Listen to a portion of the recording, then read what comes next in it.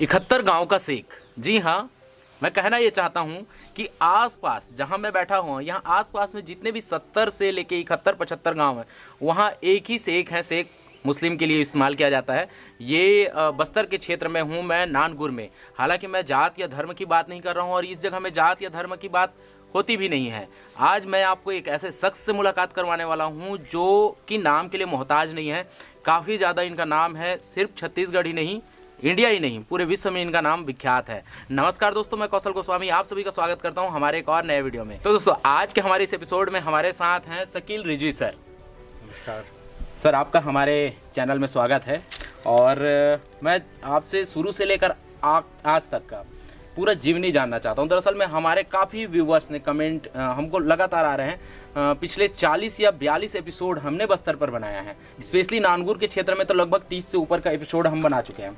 30 के 30 एपिसोड में लगातार आपके बारे में सवालात आ रहे हैं, पूछा जा रहा है आपके बारे में। अगर आप नए हैं और फर्स्ट टाइम देख रहे हैं तो आपको बता दूं कि अभी तक हमने 35 से 40 एपिसोड बनाए हैं बस्तर ट्राइबल होम स्टे, जिसमें शकील रिजवी जी उसके संस्थापक हैं और साथ ही साथ चरामेती फाउंडेशन उनके संस्थापक है। बाकी का जो जानकारी है हम सर से ही जानते हैं। सर, आप अपना पूरा नाम बताएंगे। मेरा नाम सैयद कौसर शकील रिजवी है। जैसा कि नाम से थोड़ा सा आपको सुन के अटपटा लगेगा, काफ़ी लंबा नाम है। कौसर जनरली स्वर्ग की एक नहर है, ये नदी है। अच्छा। और शकील का मतलब होता है सुंदर। तो हमेशा मैं अपने माँ बाप से सवाल करता था कि मेरे हमेशा बोलते थे कि तू हमेशा भाग जाता है, साइकिल उठा के घूमने निकल जाता है, तेरे को घर का होश नहीं रहता, किसी से नहीं पूछता, बचपन से अनजाना है उसमें चल देता। तो मेरे को घूमने का काफ़ी शौक रहा। अच्छा। तो जब बड़ा हुआ तब मेरे माँ बाप मेरे को मेरे इस नाम का मतलब बताए कि तू एक नदी जैसा है और इसलिए बहते रहेगा जिंदगी भर, तेरा कोई ठौर ठिकाना नहीं रहेगा। आज तक बह रहे हैं आप? आज तक बह रहे हैं। आपका जन्म कब हुआ था सर? मेरा जन्म हुआ था 12 अक्टूबर 1966 धमतरी में। धमतरी के आप? धमतरी के हॉस्पिटल में हुआ था, मगर बेसिकली मेरा लालन पालन पूरा कोंडागांव में हुआ। वहीं पढ़ाई हुई पूरी। मैंने MA सोशलॉजी किया हुआ है। अच्छा। साथ में जर्नलिज्म का भी कोर्स किया और भी छोटे मोटे कोर्सेज होते थे। ये सारे कोर्सेज कहाँ किए आप? ये ऑनलाइन सब प्लेटफॉर्म में। अच्छा। जो है रविशंकर यूनिवर्सिटी से और दूसरी यूनिवर्सिटी से, उनके माध्यम से किया। आपके फैमिली में कौन कौन है? मेरे फैमिली में मेरे पापा और मेरे बड़े भाई तो अब रहे नहीं इस दुनिया में। मेरी मम्मी और 2 बहनें और 2 भाई और हैं जो अलग अलग जगहों पे हैं।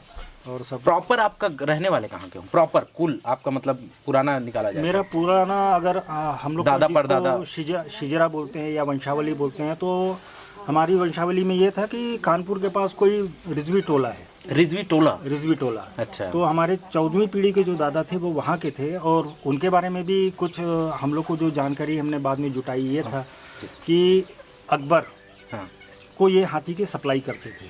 अच्छा। उस समय में तो ये व्यापारी थे। मुगल सल्तनत पीरियड में हमारे जो 14वें दादा थे वो इनको सप्लाई करते थे। उसके बाद फिर जब महाराष्ट्र की तरफ कुछ रिक्वायरमेंट आई, महाराणा प्रताप और इस तरह के जो राजशाही लोग थे, तो हमारे दादा ने उनको सप्लाई कर दिया हाथी। अच्छा। तो वो ट्रीटी ख़त्म हो गई। इसकी वजह से मुगल सल्तनत हमारे दादा के पीछे पड़ गई और हमारे दादा भाग के वहाँ से ये इधर इस तरफ आ गए, छत्तीसगढ़ के जंगलों में आ गए। फिर धीरे धीरे माइग्रेशन हुआ।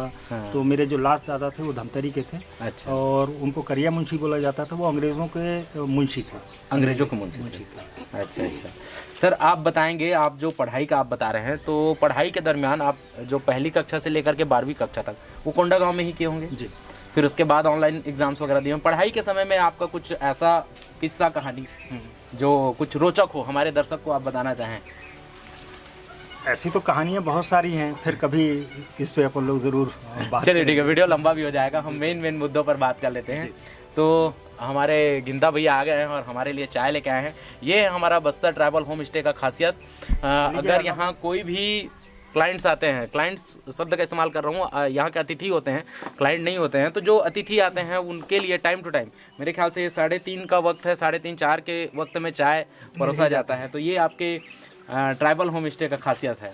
तो हम जानते हैं चाय का चुस्की लेते हुए सर के पहले काम के बारे में। सर, आप अपने जीवन में पहला काम कौन सा किए थे और कब किए थे? मैंने कितने साल पहले की बात है जब आप जीवन में पहला काम कोई किए होंगे? हाँ, उस टाइम तो शुरू से तो मैं अपने पिताजी के साथ ही काम किया। उनका जो व्यापार था उनके उसमें हाथ, मतलब क्या व्यापार था उनका? वो गौलचन बोलते हैं, एक तरह का स्टोन है वो, हाँ, ब्लैडर के अंदर में होता है एनिमल्स के। हाँ हाँ। तो उसका एक्सपोर्ट का काम करते थे, मैं उनके साथ था। फिर समय बदलते गया, मेरे पिताजी हमेशा बोलते थे कि तुमको नौकरी नहीं करनी, अच्छा, तुम खुद का कोई व्यापार करो, खुद का कोई बिजनेस करो। तो बहुत सारे मैंने एक्सपेरिमेंट किए लाइफ में। कभी फर्नीचर की दुकान खोला, कभी सरसों खरीदी गया, बाजार हाट जो बोलते हैं बस्ती में, अच्छा अच्छा, उसको भी किया। फिर गोलोचन का भी काम किया। उसके बाद फिर उसमें भी मन नहीं भरा तो गोदरेज कंपनी में काम किया, यूरो का था, फोर्क लिफ्ट थी।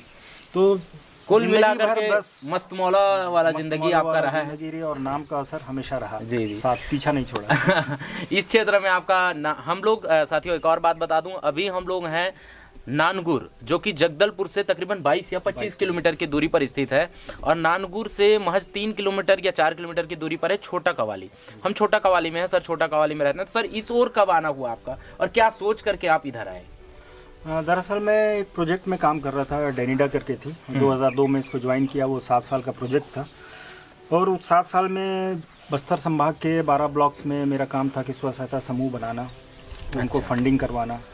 तो बहुत घूमा। तो ये एरिया मेरे को काफ़ी शांत लगा, बहुत अच्छा लगा। यहाँ पर हिली रीजन भी था, अगर जियोमेट्री के हिसाब से भी देखें तो पहाड़ी क्षेत्र भी है, पठार भी है, जंगल भी है, नदी भी है, 3-4 तरह की ट्राइब्स भी हैं यहाँ पर, कल्चर भी काफ़ी रिच था। तो वो इतना अट्रैक्टिव था तो मैंने सोच लिया था कि भाई बस मेरे को यहीं सेटल होना है। अच्छा, और उसके तभी से आपने फैसला ले लिया था जी। एक बात और बताएंगे सर, रहने वाले तो आप बस्तर संभाग के ही हैं, लेकिन आपका जो पर्सनालिटी है या आपका जो एजुकेशन है, आप चाहते तो बड़े शहरों की ओर रुख कर सकते थे, रायपुर, दिल्ली, मुंबई या फॉरेन कंट्रीज में, लेकिन आपने इसी स्थान को अपना कर्म भूमि के रूप में क्यों चयन किया और क्या लगाव या जुड़ाव आपका इस क्षेत्र में हो गया? कितने सालों से हो आप? मेरे को तो काफ़ी साल हो गए, 32 साल हो गए मेरे को। 32 साल से आप, क्या कारण है ऐसा जो 32 सालों से आप यहाँ टिके हुए हो? दरअसल मैं वही बोला कि भाई चूँकि जैसी जैसी उम्र बढ़ती है तो आदमी के अंदर में स्टेबिलिटी आती है, तो वो सोचता है कि भाई कुछ जीवन का उद्देश्य होना चाहिए उसका। क्योंकि मेरे पिताजी स्वयं समाज सेवी थे, वो एजुकेशन में काफ़ी उन्होंने काम किया था। दूसरी बात, व्यापारी का बैकग्राउंड था। तो कुछ गुण ऐसे थे कि मैं व्यापार भी नहीं कर सकता था, किसी को मेरे मुंह से गाली गलौज भी नहीं निकलती थी। बड़े सॉफ्ट नेचर के थे मेरे पिताजी। व्यापारी जैसा हार्डनेस नहीं था आपके? हार्डनेस नहीं था। हाँ। तो मेरे को लगा कि भाई कुछ अब ऐसे ही काम करना चाहिए जिससे अपना जीवन भी चल जाए और इस क्षेत्र के लोगों को हम कुछ सर्विस के सेक्टर को आपने चुना कि किसी को सर्विस अपन दे सके। तो ये टूरिज्म के बारे में कैसे ख्याल आया और टूरिज्म कब शुरुआत की आप? टूरिज्म का ऐसा था कि जब 2004 में 3 में तो आ ही गया था। 2004 में जब लोकल मार्केट्स को मैंने एक्सप्लोर करना शुरू किया तो एक दिन नांगूर के बाज़ार में ऐसे घूम रहा था तो 2-3 मेरे को फॉरेनर्स दिखे। अच्छा। तो मैंने सिंपली जाके उनसे रिक्वेस्ट किया, क्या आप यहाँ रुकना पसंद करेंगे?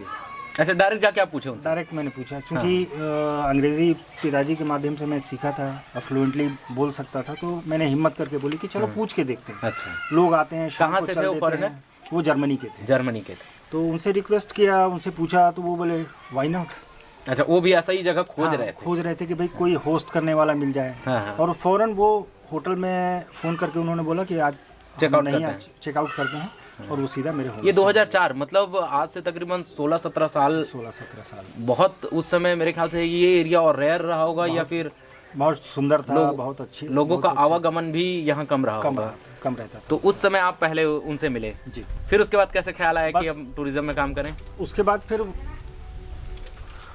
उनसे जब चर्चा हुई रात को खाने पे, वो 3-4 दिन रुके। उसके बाद उन्होंने बोला कि भाई बहुत सारे हमारे जैसे टूरिस्ट हैं, हिचाइकर्स हैं, जो बस्तर को करीब से देखना चाहते हैं, यहाँ के खान पान, संस्कृति, मगर होटल में रह के वो सब चीज़ें होती नहीं। तो उन्होंने ही मुझे सजेस्ट किया कि भाई कुछ कमर्शियल वेबसाइट्स हैं। उन्होंने मेरे साइट्स, चूँकि उस टाइम तो इंटरनेट एक्सेस भी नहीं था यहाँ पर इस क्षेत्र में, तो उन्होंने मेरा जीमेल भी उन्होंने खुद क्रिएट किया। अच्छा, उन्हीं लोगों ने आपका बनाया? हर चीज़ बनाई। और उन्होंने बोला कि भाई वीकली आप जाके जगदलपुर से इंटरनेट का एक्सेस करिए, लोग आपको मेल करेंगे। अगर आपको लगता है कि आप काम के अलावा ये काम भी कर सकते हैं तो बिल्कुल इसको। ठीक उसी प्रकार से हुआ। मतलब अगर आप कुछ करने की इच्छा अगर रखते हैं, दिल में जज्बा है, तो खुदा भी आपके लिए रास्ता बनाना चालू कर देता है। ठीक उसी प्रकार से आपके साथ हुआ।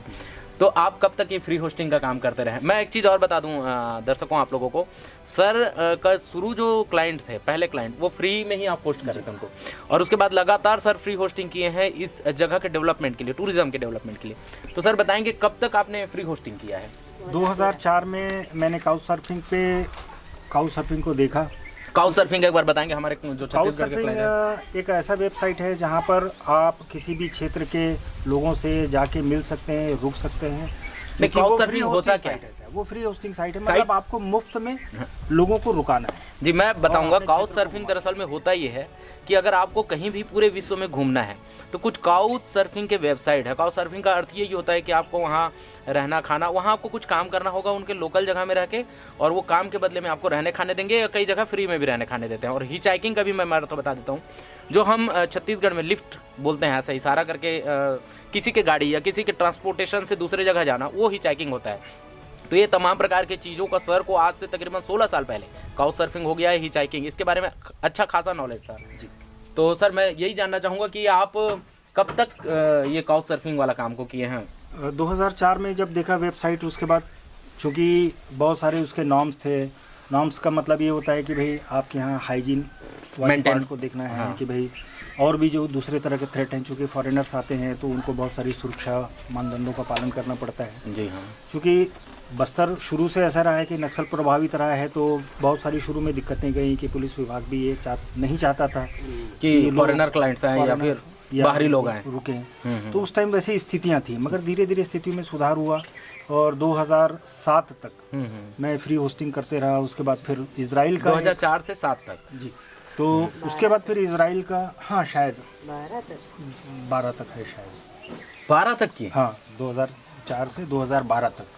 एक चीज़ और मैं बता दूं, पीछे मैम है, भास्कर मैम, जो काफ़ी टाइम से सर के पार्टनर रहे हैं, पीछे हैं अभी पर्दे के पीछे, बाकी वो हमेशा से इनके पार्टनर रहे हैं, और वो बता रहे हैं 2012 तक, है ना मैम? 2012 तक सर जो है फ्री होस्टिंग किए हैं। उसके बाद फर्स्ट पेड क्लाइंट के बारे में बताइए, और अनुभव भी बताइए कि कैसा रहा पहला पेमेंट, पहला आना हाथ में, मैंने क्या अनुभव था, कितना था, क्या सैलरी था? इजराइल का एक आया हुआ था जी। वो आईटी सेक्टर का आदमी था, वो भी विजिट किया। उसके बाद उसने बोला कि भाई आप कब तक ऐसा करेंगे, आपका भी अपना जीवन है और आपको इसके लिए चार्ज करना सही चाहिए। है, सही है। तो उन्होंने रिक्वेस्ट किया काफ़ी, और शायद 8 से 10 हज़ार रुपये 3-4 दिन हमने रुकाया था, तो वो देखे गए 8 से 10 हज़ार। 8 से 10 हज़ार रुपये। मगर चूंकि मेरे को लेने की आदत नहीं थी शुरू से, हाँ, तो ऐसा लगता था कि वो 2004 अतिथि से है, 12 तक आप फ्री काम कर रहे हो। मगर वो अतिथि है ना, हाँ। कुल मिला के। तो जी हाँ। वो भाई हम भारतीयों की यही तो आदत खराब है कि हम अतिथियों के चक्कर में अपनी ऐसी तैसी करा ऐसी लेते तैसी करा देते हैं, मगर मुंह से आवाज़ नहीं निकलती। सही है, सही है। तो मेरे को भी काफ़ी हिचक हुई, मगर उन्होंने बहुत रिक्वेस्ट किया, और उन्होंने एक रिक्वेस्ट ये किया कि भाई इस क्षेत्र में जब मैं घूम रहा था तो बच्चों को बहुत सारी समस्याएं हैं। तो वहाँ से एक आइडिया आया कि वाकई में हम अपने क्षेत्र के जो बच्चे हैं या महिलाएं हैं या पुरुष हैं, लोकल रीजन के लिए हम काम कर सकते हम हैं। क्यों नहीं कर सकते। हाँ, हाँ। तो वहाँ से एक दिमाग में आइडिया आया कि चलो बच्चों के लिए शुरुआत किया जाए, और वो पैसे से हमने ये जो सुपोषण वाला काम है उसको शुरुआती तौर पे शुरू किया। जी जी। और ये बताएंगे, जैसे कि आपने जिक्र किया नक्सल का, तो बस्तर शुरू से नक्सल प्रभावित क्षेत्र रहा है, आप जान रहे हैं। हालांकि अभी वर्तमान समय में काफ़ी कुछ सुधार है, 90% मेरे ख्याल से मैंने जो अनुभव किया सुधार हो चुका है। लेकिन जिस वक्त आप कर रहे थे उस समय लालगढ़ के लाल सलाम या खूनी क्षेत्र के दहशतगर्द के क्षेत्र में जाना जाता था, तब आप कैसे क्लाइंट को हैंडल करते थे, या लोग आते थे कि कौन कौन से एरिया घुमाते थे, क्या आपका सोच क्या रहता था कि मैं कभी मुलाकात अगर हो जाता है तो किस प्रकार से हैंडल करना है? देखिए शुरुआती में तो ऐसा था कि भाई पूरा क्षेत्र, इवन नानगुर, छोटे कवाली, यहाँ भी नक्सली लोग बैठक बुलवाते थे, आसपास के जंगलों में यहाँ के लोग जाते थे। हालांकि उन्होंने कभी वैसा हमसे तब नहीं, क्योंकि उस समय मैं वेटनरी डिपार्टमेंट के साथ भी काम करता था। अच्छा। तो हर गांव में मेरा घूमना होता, तो शायद नक्सलियों को ये बात पता थी कि भाई ये एक तरह के फ्री सर्विस इन लोग देते हैं और इनको छेड़ना नहीं, समाज हित में काम कर रहे हैं। समाज हित में काम कर रहे हैं, इसलिए नहीं करना चाहिए। और आज तक नक्सलियों की तरफ से हमें किसी तरह की कोई वार्निंग नहीं आई। और आप पूरे भारत में भी देखेंगे तो नक्सलियों की तरफ से मेरे ख्याल से किसी टूरिस्ट को आज तक थ्रेट नहीं पहुंचा है। मेरे ख्याल से भी मैं बार बार अपने वीडियो में बताता हूं हमारे दर्शकों को कि आप आइए यहाँ पे, और टूरिस्ट के लिए पूरा खुला हुआ है, सभी के लिए खुला हुआ है, मेरे हिसाब से कोई ऐसा दिक्कत नहीं है। तो ये तो हुआ नक्सलिज्म की बात। अब हम आते हैं गवर्नमेंट के तरफ। गवर्नमेंट में आपको किस प्रकार से हेल्प मिला, या गवर्नमेंट आपको क्या सहायता करता था? पुलिस तंत्र या जो आर्मी CISF के जवान वगैरह लोग आपसे किस प्रकार के बिहेव करते थे आपके क्लाइंट के प्रति, शुरुआत से लेकर अभी तक में? नहीं, शुरुआती में तो चूँकि हम लोग के साथ ये दिक्कत है कि फॉरेनर्स पहली बात तो आते नहीं। जब आते हैं तो हम लोग पागल हो जाते हैं देख के फॉरेनर को ही कि भाई नाम पूछ रहे हैं, वो क्या करते हैं, उनके यहाँ का परिवेश कैसा है, कैसा भोजन है। ये नहीं कि वो अंग्रेज है तो कुछ स्पेशल है, एक जो नॉर्मल क्यूरियोसिटी होती है गांव वालों की कि भाई उनकी स्किन का कलर गोरा चिट्टा देख के, वो उनके दांत सफ़ेद होने के बजाय पीले क्यों हैं, भाई क्या खाते हैं, यहाँ का खान पान पसंद है, तो वो क्यूरियोसिटी रहती थी। तो जनरली क्या होता है, सभी लोग ये पूछते थे, तो वो एक चीज़ अच्छी रहती थी। और दूसरी चीज़, पुलिस विभाग की तरफ से कभी भी हमको किसी तरीके का थ्रेट नहीं हुआ कुछ ऐसा। हालांकि हम लोग सूचित करते थे उनको कि भाई आज इस गांव की तरफ जा रहे हैं, तो बस उनका ये कहना रहता था कि भाई आप सावधानी रखें। कौन कौन से गांव, कौन कौन से एरिया आपका घुमाने का है? अभी कौन कौन सा जगह घुमाते हैं? अभी तो हम दंतेवाड़ा से लेकर केशखाल से लेकर इधर दंतेवाड़ा तक का पूरा कवर करते हैं। और इधर आप पश्चिम की तरफ जाएं तो उड़ीसा का बॉर्डर है, और इधर इसमें दक्षिण में जाएं क्या क्या तो दिखाते हैं? अगर जैसे हमारा कोई क्लाइंट इस वीडियो को अगर देख रहा है और वो अगर यहाँ आता है तो आप उनको क्या क्या दिखाएंगे? बस्तर ट्राइबल होम स्टे में कितने जगह आपके होम स्टे हैं और क्या क्या आपके जगह जो हैं विशेष करके आइटनरी वगैरह तो सारे डिटेल आप नीचे देख लेंगे, जगह के बारे में एक बार जिक्र कर देंगे। जैसा कि बस्तर के बारे में आपको पता है कि यहाँ नेचुरल जो लैंडस्केप है बहुत शानदार है। यहाँ पर चित्रकूट है, तीरथगढ़ है, उसके अलावा छोटे छोटे बहुत सारे जलप्रपात हैं।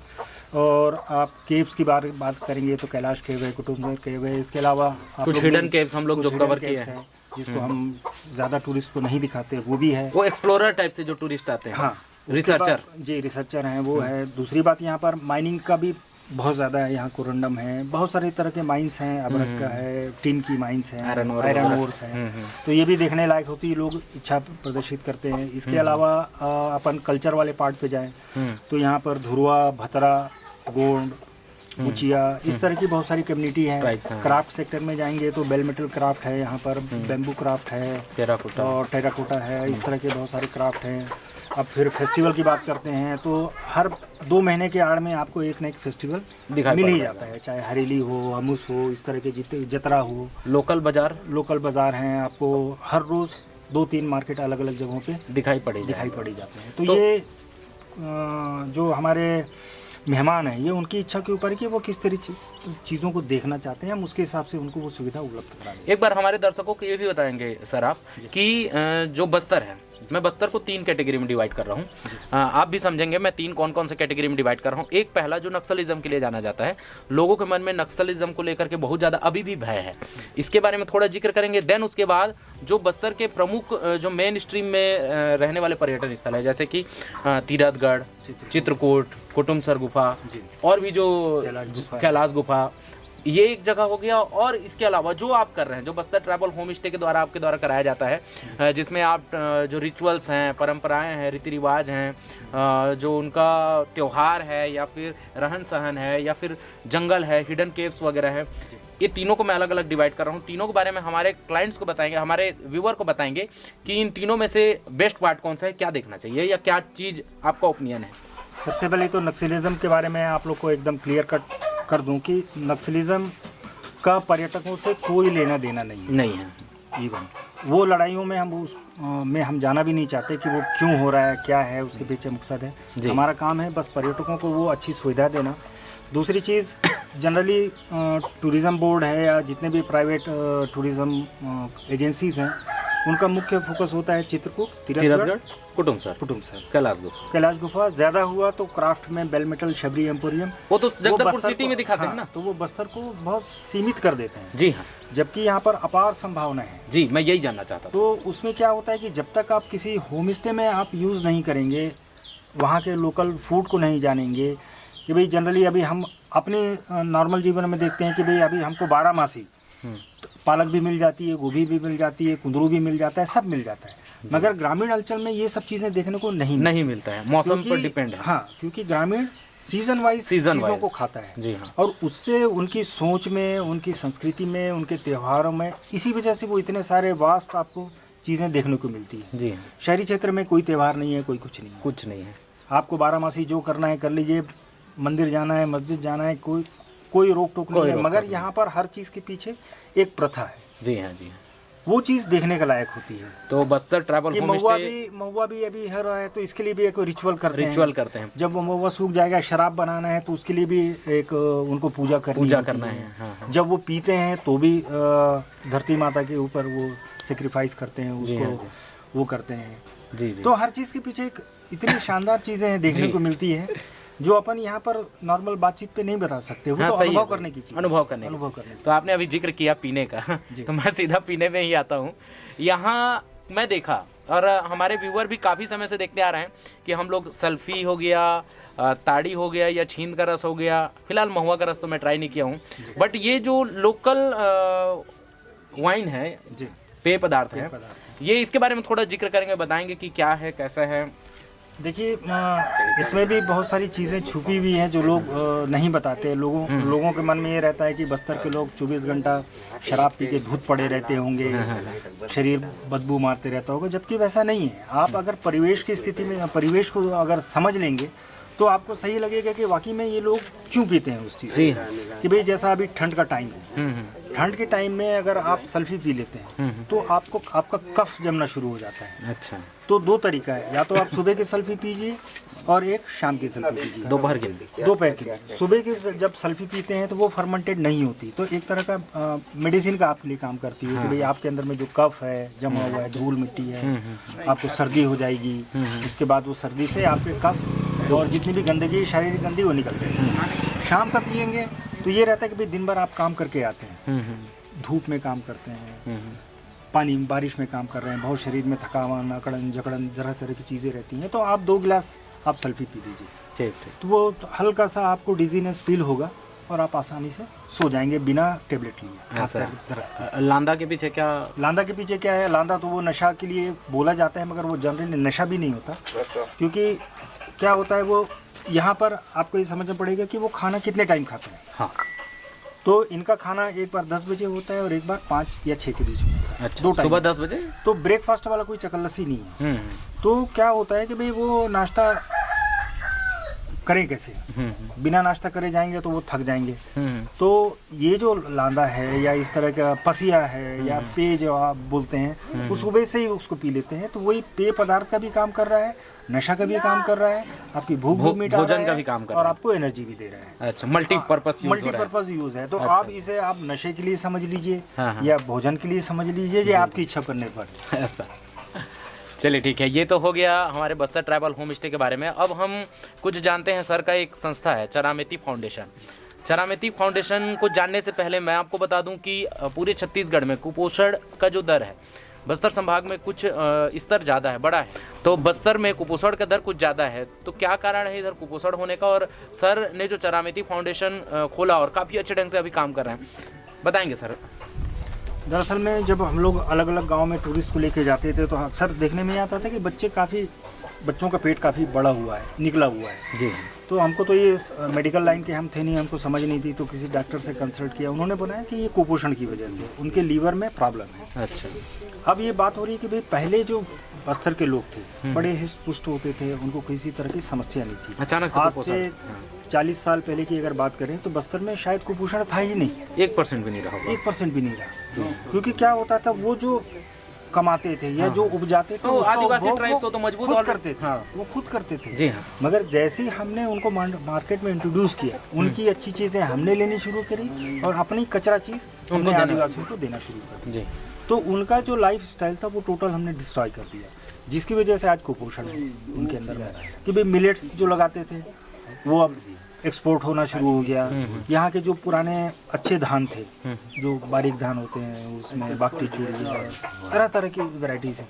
आज एक भी आदिवासी के घर में वो वैरायटी आपको खाने वो नहीं खाता, वो राशन का लाके खाता है। देसी मुर्गा घर में पालता है, वो कभी नहीं खाता, उसको बेचता है और उसके बदले में वो छिंडी और ये जो सरकारी है ब्रायलर ये सब खाता है। तो आप बताइए कि उसका शरीर स्वस्थ कैसे रहेगा? सही बात। फिर यहाँ का हार्श वेदर है, गर्मी पड़ती है तो बेतहाशा पड़ती है, तो उसके हिसाब से उसको उतनी एनर्जी नहीं मिल पाती, उतनी ऊर्जा नहीं मिलती, जिसकी वजह से वो माँ भी कुपोषित, बाप भी कुपोषित, तो बच्चा भी कुपोषित हो गया।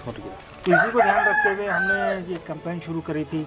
हम सोशल मीडिया में बच्चों की फ़ोटो को पोस्ट करते हैं और लोगों से रिक्वेस्ट करते हैं कि ये भी आपका सामाजिक दायित्व है जी हाँ। आप भी हमें सहयोग करें ताकि हम बस्तर से कुपोषण को दूर करें। तो आप इस चरामेती में अभी क्या क्या करते हैं, कौन क्षेत्रों में जाते हैं? चरामेती में हम लोग जितने भी अभी तक तो हमने 9 पंचायत को पकड़ के रखी हुई है जी। और 82 बच्चे हमारे हाथ में हैं जो गंभीर और मध्यम कुपोषित बच्चे हैं। हर महीने 1 किलो सूखा दूध हम ये देते हैं, MCT ऑयल आता है वो देते हैं। साथ में चूँकि पानी की समस्या है यहाँ पर और हाइजीन पार्ट काफ़ी वीक है तो उनको स्किन की बहुत सारी डिजीज़ हो सकती है, तो उसके लिए मेडिसिन जो है या कैंप करते हैं, या किसी को आँख की समस्या है उसको रायपुर है या बिलासपुर है, हमारे जो साथी हैं उनके सहयोग से ये सब चीज़ों को हम लोग कर रहे हैं। जी हाँ। अब हम आ जाते हैं, जैसा कि आपने टाइटल में ही देखा 71 या 72 गांव का सेक, तो हम अब मेन मुद्दे पे आते हैं, टाइटल पर आते हैं। सर इसको बताएंगे 71-72 गांव का सेक बोला जाता है आपको, क्या है ये कहानी? नहीं, जनरली अभी तक तो ऐसा कोई इंसिडेंट नहीं हुआ कि कोई मुझे ये बोले कि भाई आप किस जाति के हो। जी हाँ।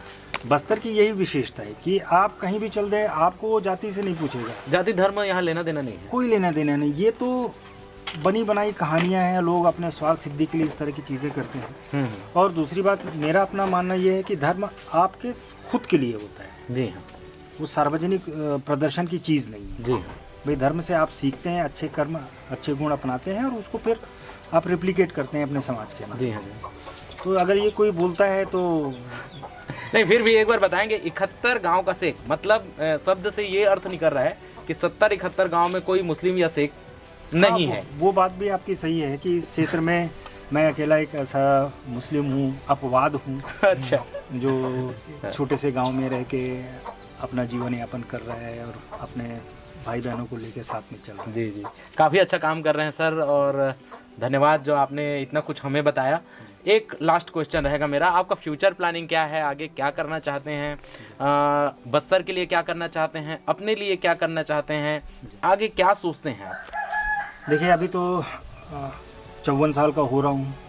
जी हाँ। ये यानी आखिरी पड़ाव जहाँ से आदमी का शुरू होता है, तो मैं ये चाहता हूँ कि भाई मेरे बाद भी ये काम जारी रहे। इसलिए हमने अलग अलग गांव में जिसको डिपो होल्डर बोलते हैं या युवोदय, यहाँ के डिस्ट्रिक्ट एडमिनिस्ट्रेशन ने रजत बंसल साहब ने शुरू किया है, जिसमें हर गांव में एक एक कार्यकर्ता वो तैयार कर रहे हैं जो समाज सेवा का काम करे बिना किसी पैसे के। अच्छा। तो उस तरह के कार्यकर्ता हमारे भी हैं यहाँ पर। जैसा गुड़िया पदर में आप देखेंगे तो शंकर और विजय हैं, दुल्ला है, सुक्का है, चित्तलपुर में और कोई है, छोटे कवाली में और कोई है। तो इस तरीके से हम सब बच्चे तैयार कर रहे हैं जिनके अंदर में हम उनको ये सिखाने की कोशिश कर रहे हैं कि चूंकि आपको इसी समाज से मिलता है इसलिए आपको भी कुछ वापस उनको देना है, करना पड़ेगा। तो इस तरीके से कर रहे हैं। दूसरी बात, हर गांव में हम कोशिश कर रहे हैं कि हमारा होम स्टे शुरू हो जी, ताकि ज़्यादा से ज़्यादा लोगों को बस्तर में लाया जा सके। बस्तर के बारे में जो मिथक है या जिस तरह के र्यूमर्स हैं, ये नक्सली है, अशिक्षित क्षेत्र है, बहुत सारी चीज़, जबकि आप घूमे आपको पता चल ही गया होगा। मैं तो बस्तर घर बसाने का सोच लिया हूँ सर। जी, तो बस वही है कि बस उस चीज़ को हम नहीं चाहते कि भाई कोई गलत चीज़ है बस्तर के बारे में जाए, क्योंकि हमारा जन्म यहीं हुआ, हम इस मिट्टी में ही हम मिल जाएंगे। जी हाँ। तो ये हमारा नैतिक दायित्व भी बनता है, कर्तव्य भी है कि भाई इसको हम कुछ वापस करें, कुछ करें इसके लिए। तो बस वही है कि स्वास्थ्य के क्षेत्र में होम स्टे के बारे में या और भी जो समस्याएं हैं। अभी आपने कितने होम स्टे हैं टोटल? अभी तो आप पुष्पाल में, धनियालूर में, छोटे कवाली में, नानगुर में, पराली में, गुड़िया पदर में, चित्तलपुर में, दंतेवाड़ा में भी अगर जाएं तो वहाँ पर है, बीजापुर में भी आपको शुरू करने का प्लान है, कोंडागांव ज़िले में भी है, केशकाल में भी है, सुकमा में भी कुछ चालू, सुकमा भी कुछ चालने का प्रयास। तो कोशिश कर रहे हैं कि भाई जितना ज़्यादा हम एक्सपेंड कर सकें तो लोग ज़्यादा आएंगे, अच्छा उनको अनुभव मिलेगा। जिस प्रकार से जो भी आपके अतिथि आएंगे उस प्रकार से उस क्षेत्र में आप बिल्कुल होम स्टे में अलग अलग रुकवा सकते हैं। VIP होम स्टे से लेकर के लोकल एकदम रॉ होम स्टे तक के अपने पास उपलब्ध है सारे सुविधाएं। तो साथियों, ये थे हमारे शकीर रिजवी सर 71 गांव के शेख, और आपने जान गया कि ये क्यों जाने जाते हैं, क्यों माने जाते हैं। आपने देख भी लिया कि इन्होंने अपने पूरे जीवन, कितने साल सर, 20, 25 या 30 साल, लगभग 30 साल का जीवन बस्तर को ही समर्पण कर दिया। 54 वर्ष की आयु इनका पूरा हो चुका है और पूरा अपना जवानी यहाँ दे चुके हैं ये। मैं काफ़ी भावुक हो गया, काफ़ी इमोशनल हो गया। मुझे पूरा विश्वास है कि आपको भी इनके बारे में जान करके अच्छा लगा होगा। और अगर आपको अच्छा लगा है, आप हमारे इस चैनल में नए हैं, तो नीचे एक लाल कलर का सब्सक्राइब बटन होगा, जिसे अगर आप दबा देंगे तो आप हमारे इस चैनल को सब्सक्राइब कर लेंगे, साथ ही साथ बेल और ऑल को प्रेस कर लेंगे।